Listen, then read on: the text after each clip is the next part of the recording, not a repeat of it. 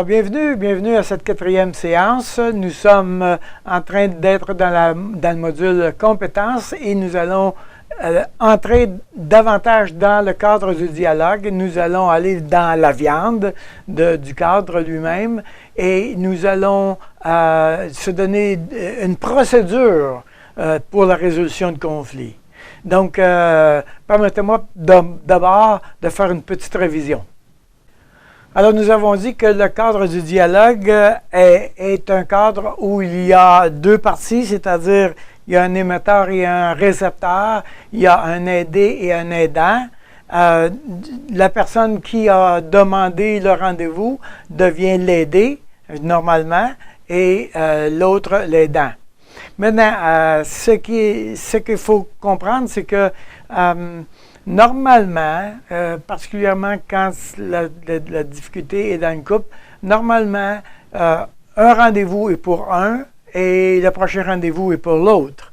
Donc, on alterne les rendez-vous, idéalement. Idéalement, c'est d'avoir des rendez-vous réguliers de manière à ce que c'est chacun notre tour. Donc, ça va beaucoup aider, mais nous allons entrer dans un cadre et la raison pourquoi nous avons pris un rendez-vous, c'est pour indiquer que nous sommes dans le cadre. Nous sommes dans le cadre. Nous avons pris un rendez-vous, mais nous avons pris un rendez-vous pour indiquer que nous allons entrer dans une prévisibilité, une démarche attendue et sécuritaire. En tout temps, je pourrais débarquer, mais les deux s'engagent à se conformer au cadre qui est demandé. Alors, la prochaine étape va être évidemment la situation présente. Le but est vraiment de s'assurer que quand nous allons entrer, nous allons être bien et nous allons être en sécurité. Là, si on ne vit pas ça, évidemment, ça nous décourage de tenter de résoudre les conflits et tout ce que ça fait, c'est que ça nous éloigne et ça nous déchire. Voilà. Alors, voyons qu'est-ce qu'on peut faire dans le cadre du dialogue.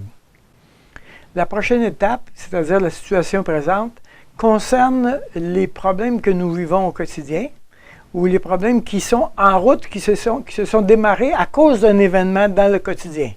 Donc, l'aidé a demandé un rendez-vous, nous nous sommes entendus pour un rendez-vous et maintenant nous sommes dans le rendez-vous. Voyons la procédure, voyons les étapes qu'on doit suivre dans cette situation. Alors, l'aidé va dire son problème. Il va raconter son problème, il va expliquer son besoin. Idéalement, quand on est capable, on va l'exprimer en « je me sens quand tu » parce que je me sens, le sentiment, voici, je suis frustré quand tu ne tiens pas tes engagements, parce que ça me démotive, mettons. Donc, la personne qui est en difficulté va parler de ce qu'elle vit, OK? Et l'aidant a une seule chose à faire, c'est-à-dire l'aidant doit faire des reflets. Donc, l'aidant va faire des reflets, l'autre va « Oui, non, c'est pas tout à fait ça, c'est ça, je m'explique, je commente. » L'autre fait un reflet, si j'ai bien compris. « Oui, non, il y a ça aussi. » Puis là, donc, il y a un va-et-vient comme ça, OK, de clarifier le problème de l'aider, parce qu'on est dans l'exploration, n'oubliez pas ça, on est en train de se poser la question, qu'est-ce qui nous arrive, qu'est-ce qui est la difficulté, etc. Donc, l'aider est en train de se battre avec le problème, expliquer sa difficulté, et l'aidant fait des reflets. Maintenant, je vous vois venir. Voyez-vous qu'est-ce qui se passe?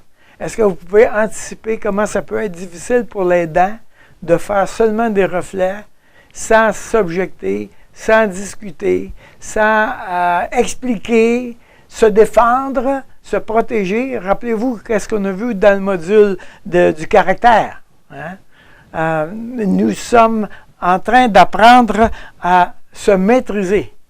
C'est pour ça que j'ai dit qu'un des buts du module, c'est d'apprendre à maîtriser l'impulsivité, c'est-à-dire que l'aidant choisit de se lier à une seule action, faire des reflets. Alors ça, c'est vraiment important et honnêtement, émotionnellement, C'est très difficile parce que pour l'aidant, il y a une menace. Pour l'aidant, c'est très dangereux dans sa perspective.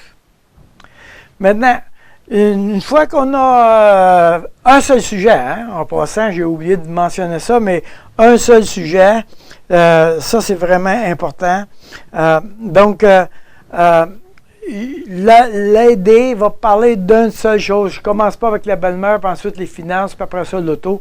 Un seul sujet sur la question et je vais expliquer mon besoin, je vais avoir des reflets. Et quand j'ai terminé, je vais informer l'autre. C'est tout sur le sujet. Parce qu'il n'y a pas moyen pour l'aidant de savoir quand est-ce que c'est terminé. Donc, je dois l'informer, c'est tout sur le sujet. Normalement, si on a fait des bons reflets, si on a bien réussi notre affaire, en général, ça va durer environ 10 minutes au mieux. Donc, ce n'est pas un processus très long.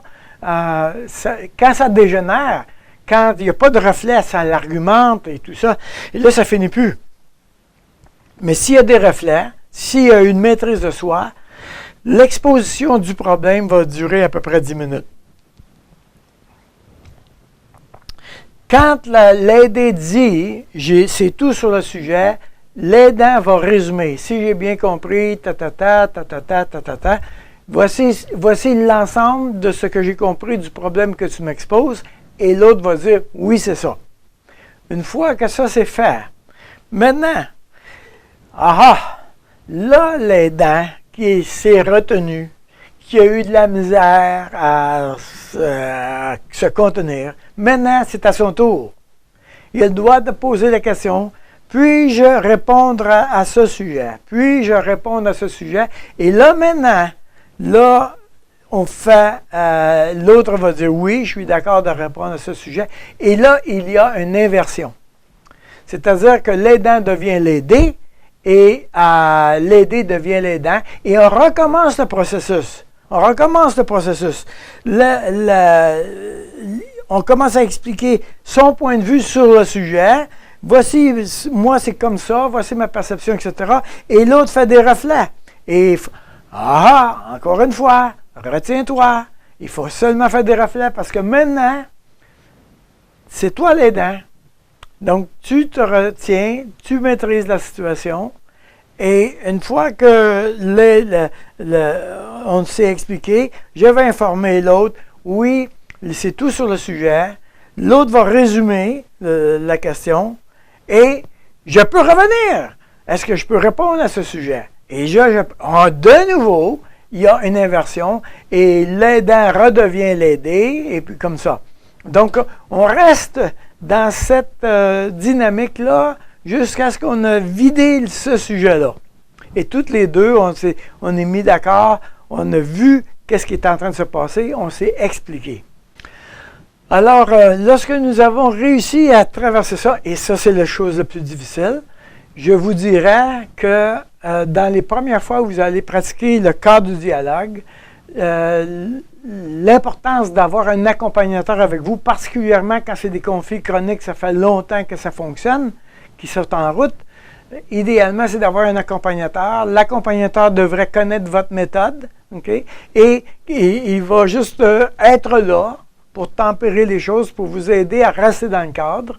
Et vous allez naviguer dans cette discussion-là. Honnêtement, si c'est bien fait, si on a fait les reflets, si on a donné la chance à l'autre de se parler, 20 minutes, 15 minutes maximum, on a traversé le problème. Donc, c'est pas vrai que c'est long. C'est vrai que les conflits durent sans cesse si on n'a pas entré dans une procédure et une méthode semblable. Si vous avez traversé le problème et si vous avez clarifié les choses, et si nous sommes dans une situation présente, c'est-à-dire qu'on est dans le présent, on peut aller directement à l'étape solution. C'est-à-dire qu'on n'a pas besoin d'aller à l'étape exploration. Mais si on est dans une situation où on est dans le passé, alors là, on devra aller dans l'exploration. Donc, pourquoi je dis ça? c'est que si l'événement était proportionnel et la réaction émotionnelle était proportionnelle à l'événement, on est dans le présent. Si l'événement est disproportionnel, la réponse est disproportionnelle à l'événement, on est dans le passé. En général, c'est tout un peu comme ça que je mesure ça. En fait, on pourrait dire, quand c'est une situation récurrente, oh, elle ne comprend jamais. OK? Quand on est dans une situation récurrente, nous sommes dans le passé. C'est-à-dire que ce soit avec mon conjoint, ma femme, mon mari, ou que ce soit avec mon patron, l'autorité, avec un voisin, etc. Si c'est toujours la même chose qui arrive, c'est toujours le même fruit, on est dans le passé, là, on devra aller à la prochaine étape, l'exploration. Mais si on est dans le présent, normalement, on a clarifié suffisamment la situation pour s'en aller vers la solution. Alors, je vais être honnête avec vous, c'est pas mal rare que j'ai rencontré des couples qui ont été capables de faire ça tout seuls au début.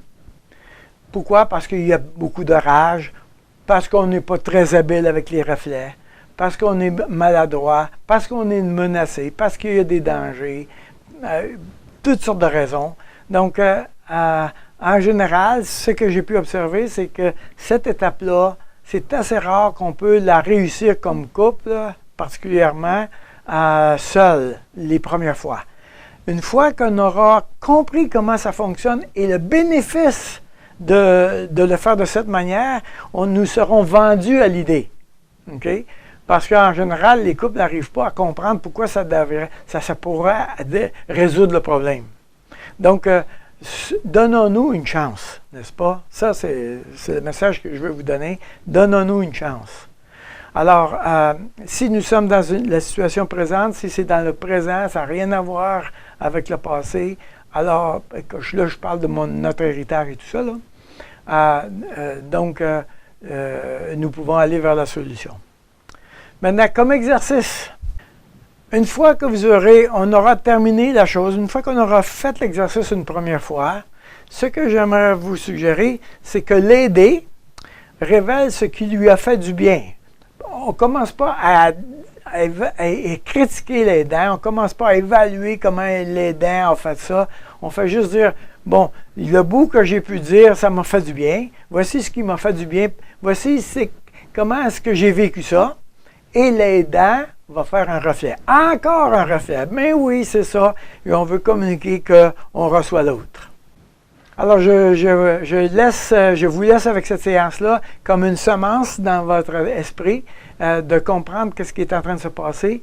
Et nous allons, pour la prochaine séance, examiner la question de l'exploration par rapport au passé et on va aller vers les solutions. Alors, bonne fin de séance.